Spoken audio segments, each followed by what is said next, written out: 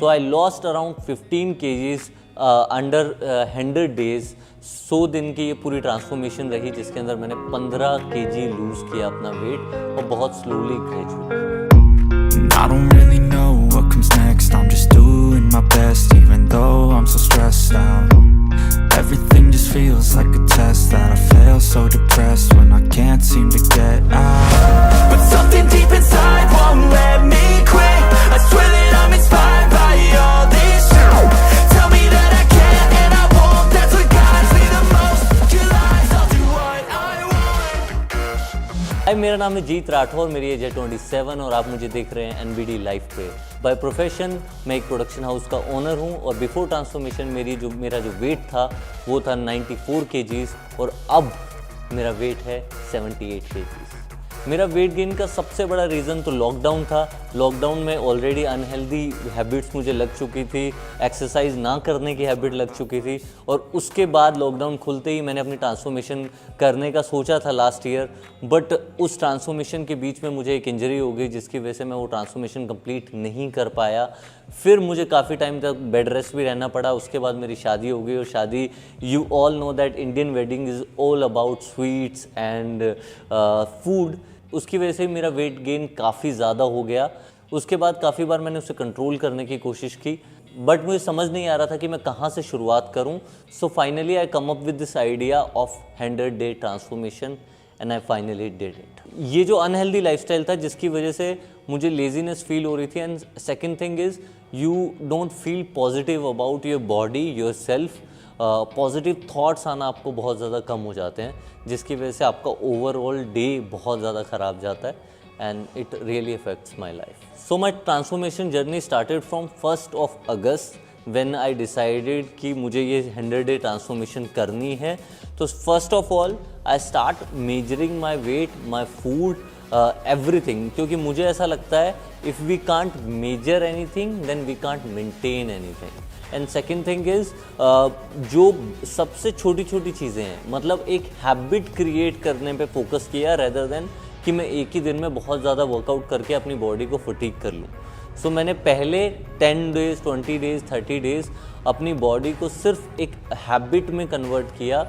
मुझे थोड़ी सी वर्कआउट करने की हैबिट पड़े, और साथ में मैं सिर्फ हेल्दी खाना खा सकूं, मुझे बाहर का जंक फूड अवॉइड कर सकूं 30 days में, अपनी बॉडी को उस वार्म अप फेज़ में लेके आऊं जहां पे मुझे अगले 90 days या 100 days की ट्रांसफॉर्मेशन को कंप्लीट करना है। इससे पहले भी हमने बहुत सारी अलग अलग टाइप की डाइट ट्राई की, जैसे कि कीटो डाइट और लो कार्ब डाइट, पर मुझे जो सबसे ज़्यादा सूट करती है मेरी बॉडी पर वो थी हाई प्रोटीन डाइट, जिसमें कार्ब्स मॉडरेट पे थे। फिर धीरे धीरे हमने कार्ब्स की क्वांटिटी को कम किया, बट हमने यूजुअली अपना जो प्रोटीन इंटेक था उसे हाई रखा, ताकि हम अपनी ओवरऑल बॉडी की कंपोजिशन पे काम कर पाएँ रेदर देन सिर्फ पतला होने के। हमारा गोल यहाँ पे सिर्फ पतला होना नहीं था, सिर्फ वेट को लूज़ करना नहीं था, हमारे मसल को, हमारी ओवरऑल बॉडी को रिकम्पोज भी करना था। अगर मैं वर्कआउट रूटीन की बात करूं तो पहले जब मैं ट्रांसफॉर्मेशन कर रहा था तब मैं दिन में 2 बार वर्कआउट करता था। मॉर्निंग में मैं कार्डियो और एब्स या ओब्लिक्स करता था, और इवनिंग में मैं वेट ट्रेनिंग करता था।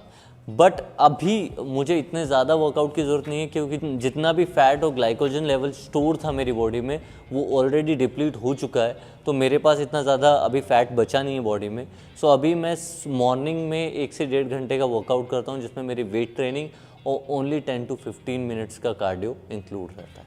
तो अभी तो मैंने अपने करंट वर्कआउट प्लान की बात की, पर अगर मैं अपनी डाइट की बात करूं तो मॉर्निंग में सबसे पहले उठते ही मैं लेता हूं 6 बॉइल्ड एग्स, तो और उसके साथ 1 स्कूप ओट्स और साथ में कुछ नट्स उसमें डाल के, ये मेरी सुबह का मॉर्निंग ब्रेकफास्ट रहता है।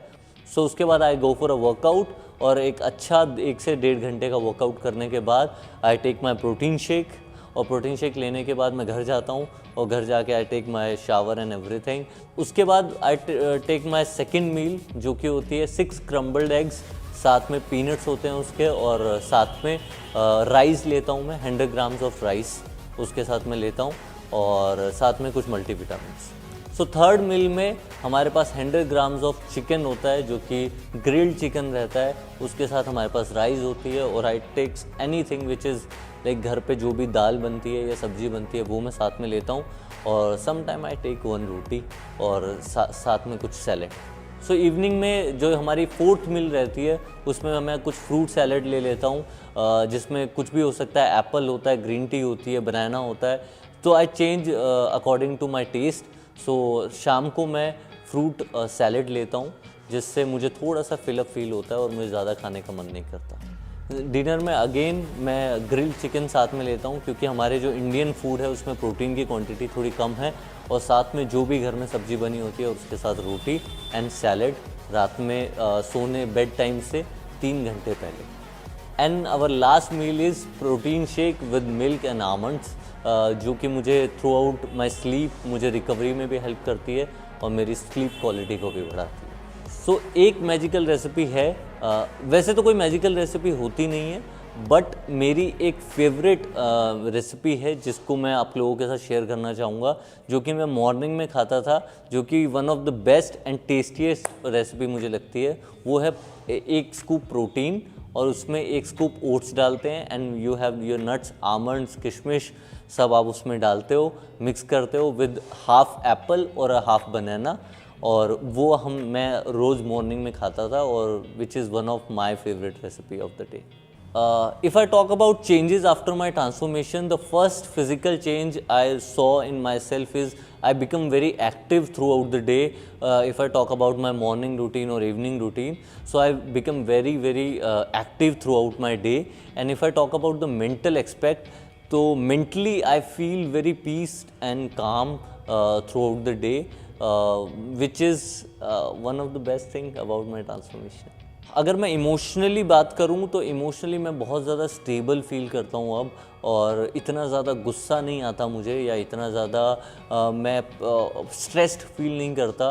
कई बार आपके लाइफ में कुछ होता भी नहीं है, still you feel empty, you feel कि कुछ हो नहीं रहा है ज़िंदगी में, but after this transformation, after my healthy lifestyle, मुझे लगता है कि जो आपका फूड है, आपका वर्कआउट है, वो बहुत इम्पोर्टेंट रोल प्ले करता है कि throughout the day emotionally आप कैसा फील करने वाले हैं। If I talk about my cheat meal, so सबसे पहले मुझे ट्रांसफॉर्मेशन में काफ़ी बॉइल्ड फूड खाना पड़ता था, boiled veggies, boiled chicken, boiled eggs. So जो मेरे लिए सबसे बड़ा मेरा चीट मील होता था वो होता था माँ के हाथ का खाना। सो मैं वो बहुत ज़्यादा मिस करता था। तो आलू के पराठे मेरे फेवरेट हैं, तो मैं आलू के पराठे जब भी मेरे चीट मील होता था 1 या 2 मैं आलू के पराठे खाता था with butter. So I love that, और वही मेरा चीट मील भी मैं काउंट करता था कि इसको मैं अपनी चीट मील में डालता। ट्रांसफॉर्मेशन के पहले 50 दिन में मुझे चीट मील अलाउड था, जो कि वीकली 1 दिन होता था, संडे वाले दिन मैं चीट मील लेता था, क्योंकि मेरी बॉडी में जो ग्लाइकोजन स्टोर्स होते हैं या कार्ब्स होते हैं वो बहुत ज़्यादा कम हो जाते थे। तो आप जब बॉडी को पुश देते हो चीट मील से, तो बहुत लोग ये सोचते हैं कि चीट मील ज़रूरी नहीं है, बट चीट मील बहुत ज़रूरी है ताकि आपकी बॉडी पुश हो आगे जाने के लिए, और वो एक बार अप डाउन चाहिए होता है बॉडी को। सो वीकली हमारा जो चीट मील होता था वो संडे को होता था, और संडे को I love to have paratha और चाय। सो उसके साथ मैं वो खाता था, और आफ्टर फॉर 50 डेज़ के बाद हमने बिल्कुल चीट मील लेना बंद कर दिया था, जस्ट बिकॉज कि हमारे पास टाइम पीरियड बहुत ज़्यादा कम था and we want to achieve more throughout this 50 days, that's why. First of all जो मुझे लगता है कि सबसे बड़ा सुपर फूड है वो है नारियल, क्योंकि नारियल ने कोकोनट ने मेरी ज़िंदगी में बहुत ज़्यादा चेंजेस किए हैं। क्यों? क्योंकि सबसे पहले जब आप कटिंग में होते हैं, जब आप वेट लूज़ कर रहे होते हैं, तो आप नारियल पानी बहुत ज़्यादा पीते हैं, जिससे आपकी बॉडी डिहाइड्रेटेड ना हो और आपको पूरे न्यूट्रिएंट्स मिलते रहें। दूसरा, नारियल का जो तेल होता है वो मैं अपनी पूरी बॉडी पे लगाता था ताकि स्ट्रेच मार्क ना हो। फिर मैं नारियल खाता भी था क्योंकि वो भी आपको फ़ैट लॉस में हेल्प करता है। सो फैट लॉस, मैं आपको बता दूं कि फ़ैट लॉस जो है वो आपकी कैलोरी डेफिसिट पे निर्भर करता है, डिपेंड करता है कि आप कितने calorie through out the day ले रहे हैं। बट उसमें भी आप क्वालिटी फूड कितना खा रहे हैं वो ज़रूरी है। तो नारियल एक बहुत अच्छा ऑप्शन था मेरे लिए, क्योंकि नारियल पानी भी हेल्दी है, आप कहीं भी जाएंगे वहाँ मिल जाता है। नारियल के अंदर जो वो मलाई निकलती है वो भी हेल्दी होती है, नारियल आप भी खा सकते हैं वो भी हेल्दी है, और नारियल तेल भी आपके लिए हेल्दी है। सो वो तो एक बहुत बड़ा हेल्दी ऑप्शन है ही। उसके बाद अगर आप फूड की बात करें तो Apple and green tea is one of the best food जो आपको हाई इन एंटीऑक्सीडेंट होते हैं, जो आपको हेल्प करते हैं। Broccoli is one of the best food if I से। ब्रोकली भी आपको बहुत ज़्यादा हेल्प करती है वेट लॉस में, बट आपकी ओवरऑल कैलोरी भी मैटर करती है पूरे दिन की, जब आप इन चीज़ों को इंक्लूड कर रहे हैं। उसके साथ quality food. My weight loss Mantra is only one thing which is when ever I feel demotivated I just close my eyes and see myself after 100 days or when my shoot is happening over there.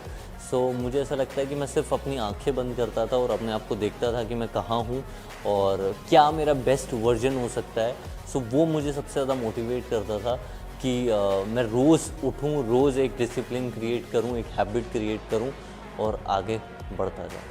If I talk about diet and exercise, तो मैं ये बोलूँगा कि इन दोनों चीज़ों का combination ही है जो आपको 100 दिन में बहुत रैपिड रिज़ल्ट देगा। नहीं तो आपका जो रिज़ल्ट है वो बहुत धीरे धीरे डिले हो जाएगा और बहुत स्लो प्रोसेस में आपको रिज़ल्ट्स मिलेंगे। सो मेरी जो ट्रांसफॉर्मेशन जर्नी थी उस पर मैंने जो सबसे ज़्यादा फोकस किया था वो किया था हमने वेट लिफ्टिंग पर, जिससे मेरी बॉडी ओवरऑल शेप में आ पाए रेदर देन मैं बस पतला होकर श्रिंक हो जाऊँ। I hope my transformation journey really motivates you towards your transformation. और मैं बस आपसे एक ही बात बोलना चाहूँगा कि आफ्टर दिस ट्रांसफॉर्मेशन जो भी आप अपने 10 डेज़ 20 डेज़ 100 डेज़ की ट्रांसफॉर्मेशन करोगे, उसके बाद आप कुछ और इंसान बन जाओगे। और I know we all want our version 2.0 and maybe it's coming towards your way.